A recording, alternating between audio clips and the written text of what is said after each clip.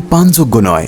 দেখেছেন তো, এটা পরিষ্কার নয়। এখানেই ভেনিসের বৈজ্ঞানিক প্রতিভা প্রকাশ পায়। তারা এমন কি করলো, জনসাধারণের চত্বরের নিচে জলাধার খনন করেছিল এবং মাটির স্তর দিয়ে সেগুলো সিল করে দিল, যাতে লবণাক্ত পানি চুইয়ে না পড়ে। বৃষ্টির পানি পরিশোধন করার জন্য বালি এবং নুড়ি দিয়ে ভরে দিল। মেঝেগুলো পাকা করা হয়েছিল, যা বৃষ্টির পানিকে ছোট ছোট গর্তের দিকে পরিচালিত করে। এই যে স্কয়ারগুলিতে তারা পাবলিক প্লাজার নিচে ভূগর্ভস্থ জলধারা খনন করেছিল। পানি ভূগর্ভস্থ ট্যাঙ্কগুলিতে জমা হবে এবং ফিল্টার করে পানযোগ্য হয়ে উঠবে।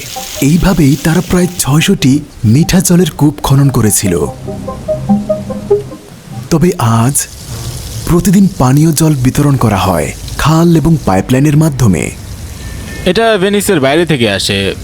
এই পানিটা আপনি বোতলে পান।